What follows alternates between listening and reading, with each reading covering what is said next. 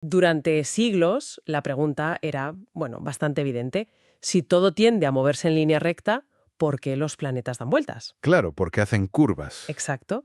La explicación era casi un cuento, que si unos ángeles los empujaban para que no se desviaran.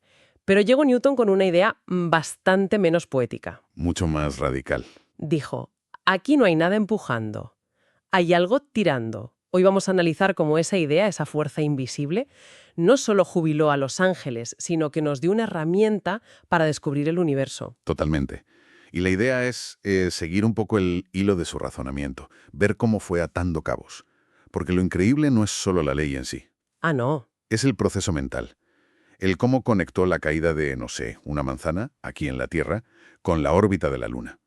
Vamos a ver cómo esa conexión fue la llave que abrió una avalancha de descubrimientos que, bueno, a día de hoy sigue. Venga, pues vamos a por ello. El punto de partida es la inercia. Ajá, Un objeto se mueve en línea recta y para siempre, a menos que una fuerza actúe sobre él.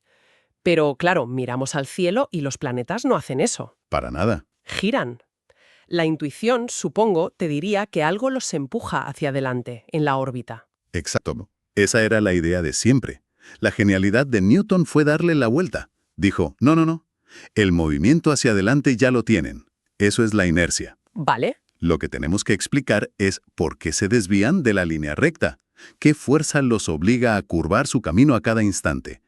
Y su respuesta fue, una fuerza constante que tira de ellos, ¿Hacia dónde? hacia el Sol. Es como si el planeta estuviera, y esta es la imagen clave, cayendo perpetuamente.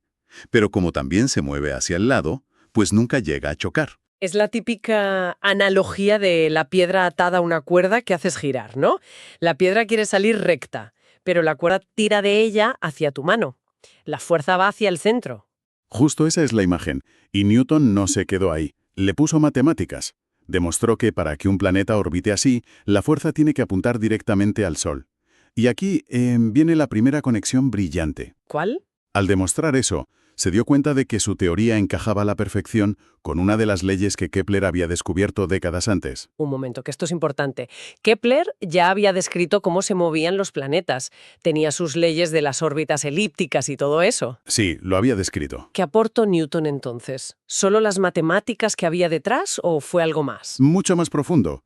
Kepler describió el qué, pero no tenía ni idea del por qué. Ah, Sus leyes eran, pues, una descripción perfecta basada en datos, en observación, pero no tenían una causa física.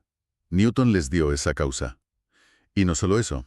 A partir de otra ley de Kepler, una que relaciona la distancia al Sol con lo que tarda en dar una vuelta, Newton dedujo la naturaleza exacta de esa fuerza, ¿y cuál era esa naturaleza? que se debilita con la distancia de una forma muy específica, siguiendo una ley de la inversa del cuadrado. Suena un poco técnico. Pero la idea es simple. Si alejas un planeta al doble de distancia del Sol, la fuerza no se reduce a la mitad, ¿Se reduce más? mucho más. Se reduce a una cuarta parte. Si lo alejas al triple, se reduce a una novena parte. Es una caída muy drástica. Y esa fórmula era la clave de todo. La verdadera locura de Newton fue decir que esta fuerza no era algo exclusivo de los cielos. Ahí está el punto de inflexión. Fue decir, esta misma ley que mueve los planetas, ¿Es exactamente la misma que hace que una manzana se caiga de un árbol? la misma. La misma fuerza. No hay dos físicas, una para la Tierra y otra para el cosmos. Solo hay una. Y eso, en aquella época, era revolucionario. Es que es una idea de olla, ¿no te parece? Pensar que la misma regla se aplica a algo que te cae en la cabeza y a la Luna, que está a casi 400.000 kilómetros. Suena a que se lo inventó. ¿Cómo demostró algo tan bestia? Pues con uno de los cálculos más elegantes de la historia. Fue su prueba definitiva. Dijo, vale, si mi ley de la inversa del cuadrado es correcta, la caída de la Luna hacia la Tierra tiene que encajar como un guante con la caída de un objeto aquí. Espera, ¿cómo que la caída de la Luna? Si la Luna no se cae. Cae constantemente. Como decíamos, si no hubiera gravedad, saldría disparada en línea recta. La gravedad la desvía de esa línea, la hace caer hacia la Tierra cada segundo. El truco del cálculo está en la distancia. ¿Vale? La Luna está unas 60 veces más lejos del centro de la Tierra que nosotras aquí en la superficie. ¿Entendido? Y según su ley, si está 60 veces más lejos, la fuerza allí debería ser 60 al cuadrado. O sea, 3.600 veces más débil. Exactamente. Así que el cálculo era ese. Primero, calcular cuánto se desvía la Luna de una línea recta en un segundo. Es poquísimo, ¿eh? Unos 1,40 milímetros. Minúsculo. Ahora, si la teoría es correcta, un objeto aquí, donde la gravedad es 3.600 veces más fuerte, debería caer 3.600 veces esa distancia en el mismo tiempo. Ostras, me dices que multiplicó 1,40 milímetros por 3.600. ¿Eso es? ¿Y sabes qué resultado le dio? Dímelo. Casi 5 metros. No puede ser. Son los famosos 4,9 metros que Galileo ya había medido para un cuerpo en caída libre durante el primer segundo. Bingo, los números clavados. Fue una confirmación brutal.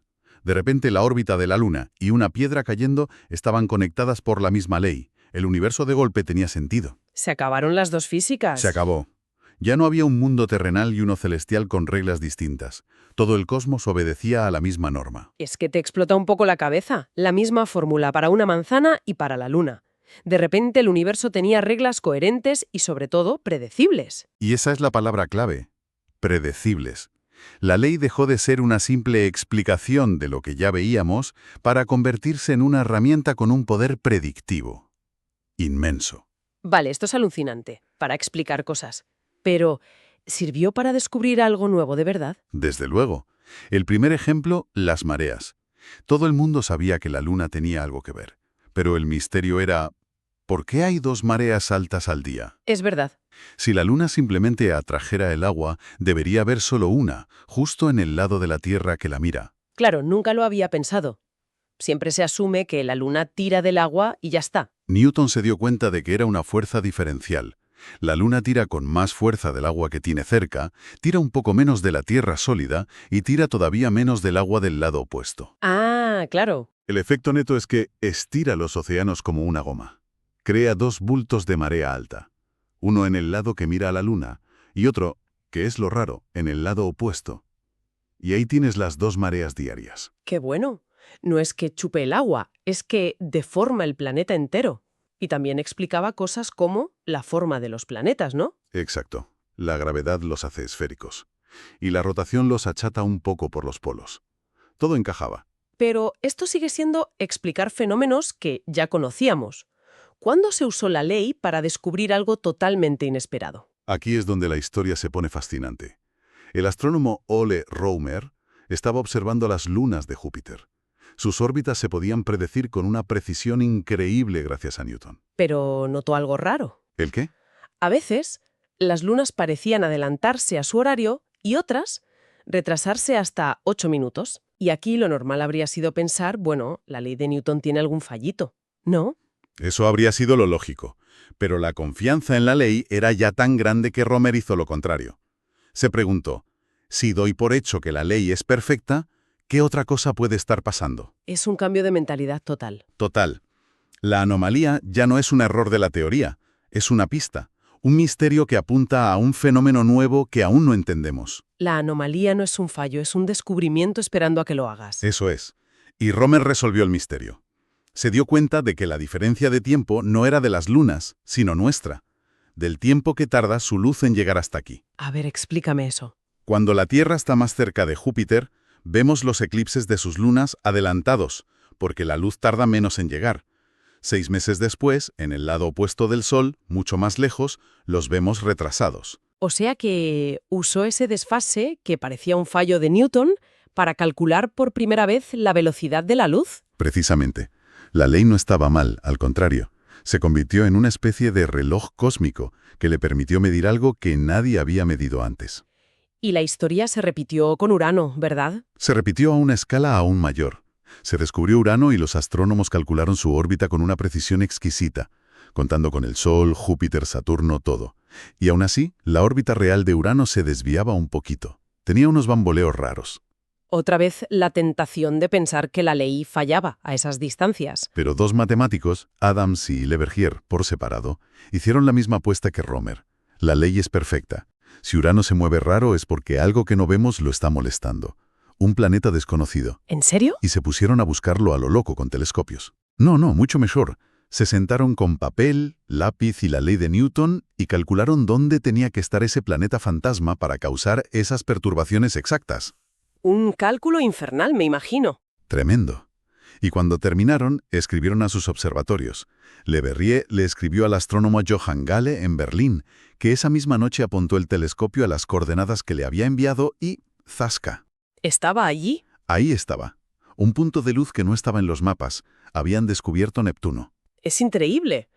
Un planeta descubierto no mirando por un telescopio, sino con el poder de una idea, con papel y boli. Es la máxima demostración de confianza en una ley física. Pasas de una ley que describe el universo a un mapa para encontrar sus secretos. Así que el viaje es tremendo, de ángeles empujando planetas a una única fórmula que explica una manzana, las mareas, la forma de la Tierra y que además nos sirve para medir la velocidad de la luz y encontrar mundos. Y si conectamos esto con el panorama general, la lección va más allá de la gravedad. Es una lección sobre cómo avanza la ciencia. Cuando tienes una ley robusta, las anomalias dejan de ser un problema. Se convierten en el motor del descubrimiento. Son pistas. Son pistas que te gritan que hay algo más ahí fuera. Esa avalancha ininterrumpida de descubrimientos que empezó hace 400 años se basa en esa idea. Y para terminar, hay un detalle final que me ha dejado pensando. Newton explicó el cambio en el movimiento por la gravedad, pero la base de todo, la ley de la inercia, esa idea de que las cosas tienden a moverse en línea recta. ¿Por qué es así? Es una pregunta fascinante. El propio Newton no lo sabía. La describió, pero no pudo explicar su origen. Y lo curioso es que, siglos después, sigue siendo uno de los conceptos más profundos de la física. Construimos todo este edificio sobre unos cimientos, la inercia, y resulta que no sabemos muy bien de qué están hechos. ¿Qué nos dice eso sobre nuestro conocimiento? ¿Que uno de los principios más fundamentales del universo siga siendo, en esencia, un misterio por resolver?